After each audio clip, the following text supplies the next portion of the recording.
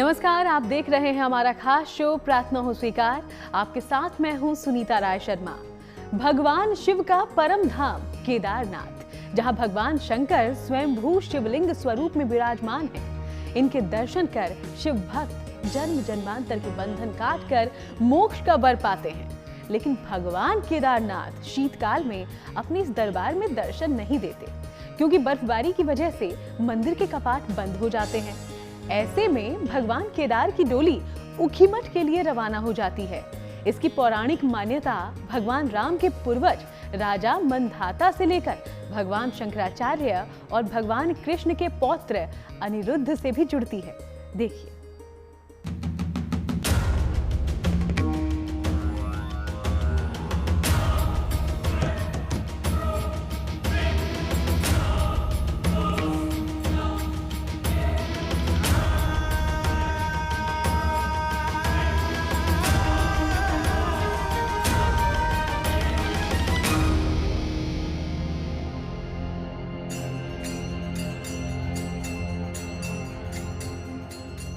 शिव आदि है, अनंत है। शिव बैरागी हैं, इसीलिए सनातन परंपरा में शिव के परम धाम पर्वतों पर ही मिलते हैं। हिमालय से लेकर हिंद महासागर तक और अरब खाड़ी से लेकर बंगाल की खाड़ी तक भगवान शंकर 12 ज्योतिर्लिंग स्वरूप में शिव भक्तों को दर्शन देते हैं, उनके कष्ट हरते हैं।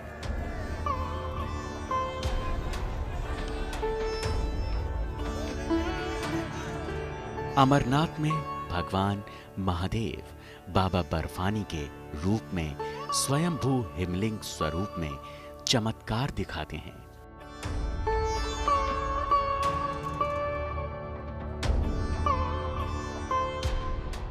तो काशी में मां गंगा के साथ विराजमान होकर काशी के कण कण को शंकर कर जाते हैं।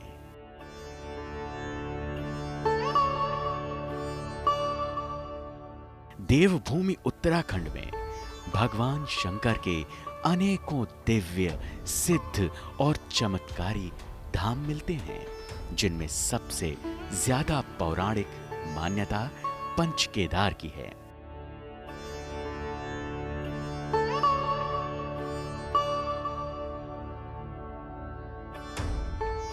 पौराणिक कथा कहती है कि महाभारत काल में पांडवों ने भगवान शंकर की कृपा पाने के लिए उनके दर्शन की इच्छा की थी, लेकिन भगवान शंकर ने दर्शन देने से इनकार कर दिया।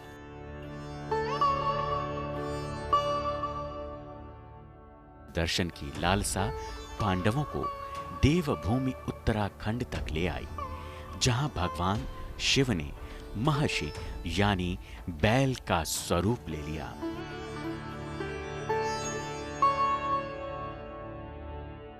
लेकिन भीमराज के शक्ति प्रदर्शन पर भगवान शिव भूमिगत हो गए। मान्यता है कि पशुपतिनाथ से लेकर उत्तराखंड के पंच केदार में भगवान शंकर ने अलग अलग स्वरूप में दर्शन दिए। केदारनाथ के शिवधाम में भाई दूज के बाद शिवधाम के कपाट विधि विधान के साथ बंद कर दिए जाते हैं।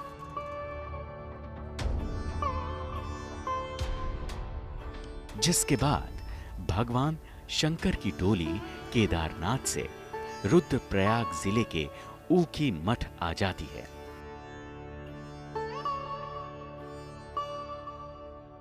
भगवान केदारनाथ की शीतकालीन गद्दी ऊखीमठ जगत गुरु शंकराचार्य ने इस मठ की स्थापना इसलिए की थी कि शीतकाल के लिए जब भगवान केदारनाथ के कपाट वहां बंद होंगे तो पंच केदार की शीतकालीन पूजा, सेवा, राग सारी यहां पर होंगे। और इसके साथ ही जैसे ही यम द्वितीया यानी भाई दूज के समय भगवान केदारनाथ के कपाट बंद होते हैं तो वहां की उत्सव मूर्ति डोली के साथ 3 दिन में यहीं पहुंचती है।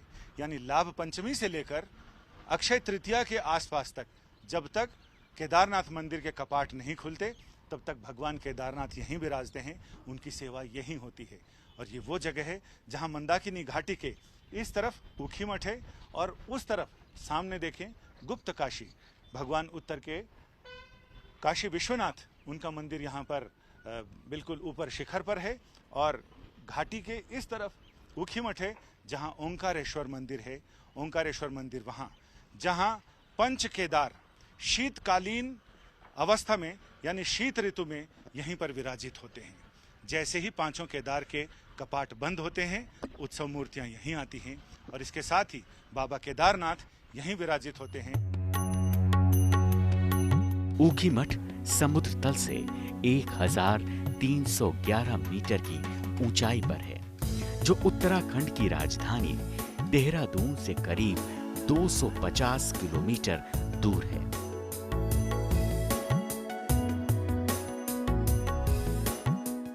ऊखीमठ न केवल प्रथम केदार भगवान केदारनाथ बल्कि द्वितीय केदार भगवान मध्य महेश्वर का शीतकालीन गद्दी स्थल भी है।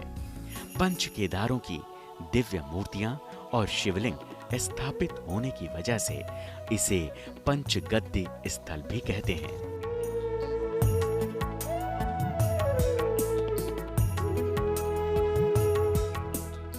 ऊखीमठ आने वाले भक्त सदियों से इस दिव्य सिद्ध पीठ को उषा, भगवान शिव, देवी पार्वती, अनिरुद्ध और मानधाता को समर्पित मानते रहे हैं और यहाँ इन्हीं प्राचीन मंदिरों के दर्शन के लिए आते रहे हैं। ऊखीमठ को सदियों से शिव भक्त शीतकालीन केदार के रूप में पूजित मानते आए हैं। लेकिन भगवान शंकर के इस धाम का नाम ऊखीमठ पड़ा कैसे? इसके पीछे की पौराणिक कथा भी काफी रोचक है, जो द्वापर युग में भगवान कृष्ण के पौत्र अनिरुद्ध और वाणासुर की पुत्री उषा से जुड़ती है। मान्यता है कि दोनों ने इसी स्थान पर विवाह किया था। इस धाम की स्थापना भी आदि शंकराचार्य ने ही की थी, जहां शीतकाल में पंच केदारों के कपाट बंद होने के बाद उत्सव की डोलियां पहुंचती हैं और पूरे शीतकाल तक भगवान शिव की पूजा सेवा पुरातन और पौराणिक परंपरा की तरह ही की जाती है।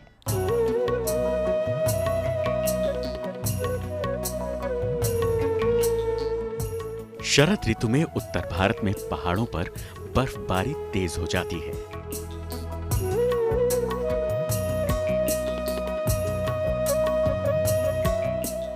दीपावली के समय से ही पहाड़ियां बर्फ की सफेद चादर से ढक जाती हैं। इसीलिए ऊंचाइयों पर स्थापित धामों में पूजा अर्चना कठिन हो जाती है, जिससे देवों की डोलियां नीचे लाई जाती हैं और शीतकालीन गद्दी स्थान में देवों की पूजा अर्चना शास्त्रोक्त विधि विधान से संपन्न की जाती है। रुद्रप्रयाग के ऊखीमठ चारों ओर से हरियाली से हरा भरा है। ऊखीमठ के ओंकारेश्वर मंदिर की मान्यता केदारनाथ धाम के समकक्ष ही है।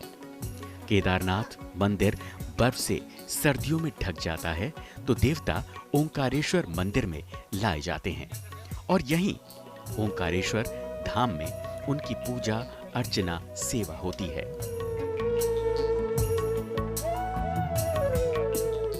इस मंदिर में केवल भगवान केदार ही नहीं बल्कि पंचम केदार में से एक भगवान मध्य महेश्वर मंदिर के देवता को भी लाया जाता है और जाड़ों के दौरान उनकी पूजा होती है। मंदिर का नाम ओंकारेश्वर कैसे पड़ा? इसके पीछे की पौराणिक कथा मर्यादा पुरुषोत्तम भगवान राम के पूर्वज राजा मानधाता से संबंध रखती है। पौराणिक मान्यता है कि राजा मानधाता का जन्म इक्ष्वाकु वंश में हुआ था। राजा मानधाता ने पूरी पृथ्वी पर शासन किया था। इसी कारण से मानधाता को पृथ्वीपति के नाम से भी जानते हैं। माना यह भी जाता है कि सतयुग में राजा मानधाता ने भगवान शिव के दर्शन के लिए इसी स्थान पर 12 सालों तक एक पैर पर खड़े होकर कठोर तपस्या की थी, जिससे भगवान शिव ओंकार ध्वनि स्वरूप में प्रकट हुए। इसीलिए मंदिर को ओंकारेश्वर का नाम मिला, जिसका जिक्र स्कंद पुराण के केदार खंड के 19वें अध्याय में मिलता है। यह हिमालय के दिव्य श्रृंखलाओं में उपस्थित महाराजा मानधाता जी की तपस्थली। महाराजा मानधाता जी सूर्यवंशी राजा युनासु जी के पुत्र हुए। इस स्थान पर उन्होंने 12 साल तक भगवान शंकर जी के लिए कठोर साधना करी। महादेव आपके तप से प्रसन्न हुए और भगवान शिव ने अपने प्रणव रूप ओमकार में इस स्थान पर दर्शन दिया। यह ओमकारेश्वर के नाम से प्रसिद्ध हुआ। यह जो स्थान है केदारनाथ जी की शीतकालीन पूजा, केदारनाथ जी के गद्दी के स्वरूप में यहाँ पर भगवान शिव का दिव्य भव्य स्थान। इस स्थान को पंच केदार की गद्दी का महत्व दिया गया है। केदारम मध्यमम तुंगम तथा रुद्रालयम प्रियम कल्पकम च महादेवम सर्व पाप प्रणाशनम।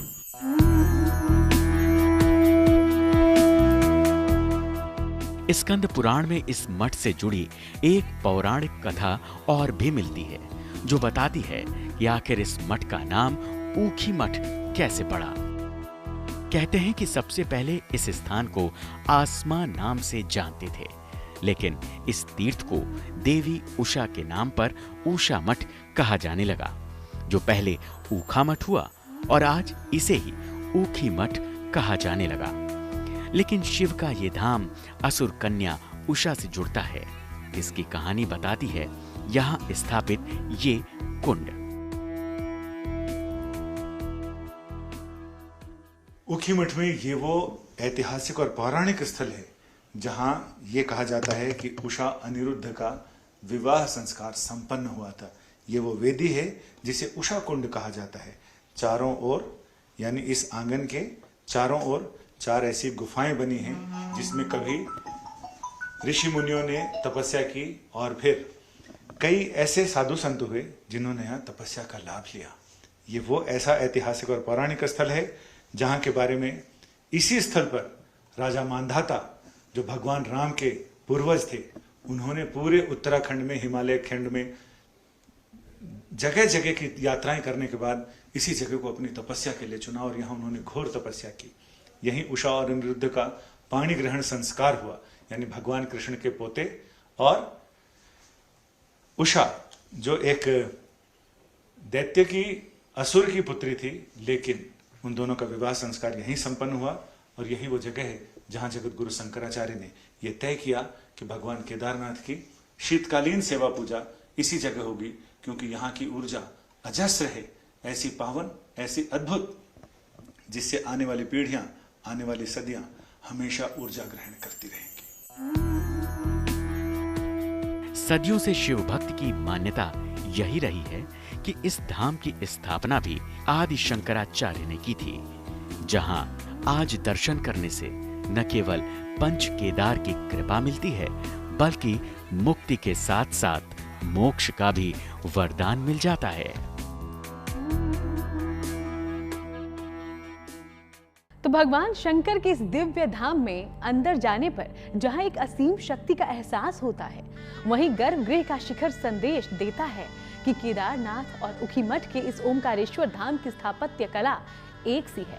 मान्यता है कि पूरी धरती पर भगवान शंकर का ये इकलौता ऐसा धाम है जहां भगवान विष्णु और भगवान ब्रह्मा द्वारपाल की भूमिका में विराजमान हैं।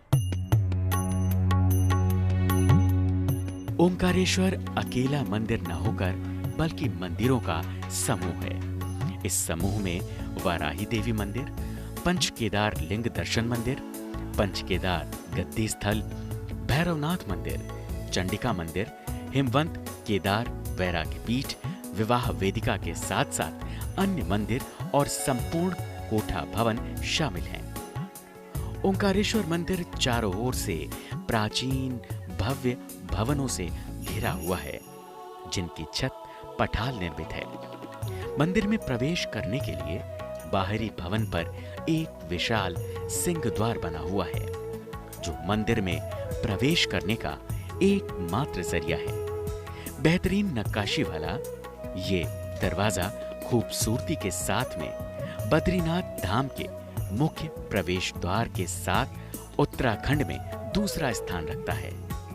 मंदिर कितना प्राचीन है, इसके बारे में ब्रिटेन के प्रसिद्ध पुरातत्वविद सर आर्थर जॉन एवाइंस ने जुलाई 1892 में इस मंदिर का सर्वेक्षण किया था।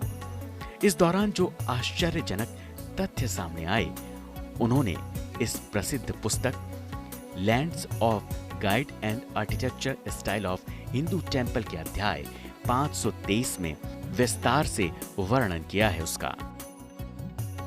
शोध के बाद उन्होंने निष्कर्ष निकाला कि यह मंदिर विश्व के सबसे प्राचीन और मजबूत मंदिरों में से एक है। इतिहासकारों के अनुसार 1027 ईस्वी में मुस्लिम शासक महमूद ने ओंकारेश्वर मंदिर के सभा मंडप की छत को ध्वस्त कर दिया था, लेकिन वो सभा मंडप की दीवारों और गर्भगृह को ध्वस्त नहीं कर सका। इसके बाद क्षेत्रीय लोगों ने सभा मंडप की छत पठालों से निर्मित की। वर्तमान में ये छत सीमेंट और कंक्रीट की बना दी गई है। ओंकारेश्वर मंदिर में गर्भगृह के बाहर 16 और भीतर 8 कोने हैं। मंदिर का स्थापत्य ये बताता है कि ये मंदिर धारतुर परकोटा शैली में बनवाया गया था, जो करीब 4700 साल पहले विलुप्त हो चुकी है। वैदिक वास्तुकला से सुसज्जित इस मंदिर का निर्माण ग्रेनाइट पत्थरों से किया गया। इसी कारण ये मंदिर कुदरत के थपेड़े सहकर भी अपनी जगह आज तक अडिग बना हुआ है। कस्तूरी शैली के अधिकांश मंदिरों के पत्थर पर स्फटिक सिल्ट की मात्रा अधिक है, जिससे उनके विकृत होने से उनको समय समय पर जीर्णोद्धार करवाना पड़ता है। जबकि प्रामाणिक तथ्यों के अनुसार आज तक ऊखीमठ के इस मंदिर का जीर्णोद्धार कभी नहीं कराया गया। ऊखी मंदिर में लगे ग्रेनाइट पत्थरों के बारे में जो जानकारी मिलती है वो काफी रोचक है, जिसे जानकर आप भी हैरान हो जाएंगे। मंदिर के निर्माण में जिन पत्थरों का इस्तेमाल किया गया, उनको 5 सालों तक कैल्शियम कार्बोनेट के चूर्ण और जौ से बने घोल में भिगो कर रखा गया, जिसके बाद इन दीवारों की मजबूती उतनी हो गई जितनी की 28 फीट मोटी दीवारों की होती है। ये एकमात्र प्राचीन मंदिर ऐसा है जिसके द्वारपाल के रूप में ब्रह्मदेव और श्री हरि विष्णु विराजमान हैं। दुनिया के किसी भी मंदिर में ब्रह्मदेव और श्री हरि की प्रतिमाएं द्वारपाल के रूप में स्थापित नहीं दिखती हैं। दोनों ही प्रतिमाएं काले पत्थर से बनी हैं। भगवान ब्रह्मा के 3 सिर इन प्रतिमा में साफ नजर आते हैं, तो भगवान विष्णु के हाथ में शंख और चक्र विराजमान दिखता है। सदियों से आस्था की परंपरा यही कहती आ रही है कि साल के 6 महीने भगवान केदार अपने धाम में यानी केदारनाथ में दर्शन देते हैं, तो बाकी के 6 महीने सर्दियों में वो ऊखीमठ चले आते हैं, वहीं विराजते हैं और यहाँ आने वाले अपने भक्तों का कल्याण करते हैं। तो प्रार्थना हो स्वीकार के आज के इस सफर में फिलहाल इतना ही। दोबारा आपसे मुलाकात होगी, करेंगे एक दिव्य धाम के दर्शन। तब तक हर अच्छी खबर के लिए जुड़े रहिए गुड न्यूज टुडे के साथ।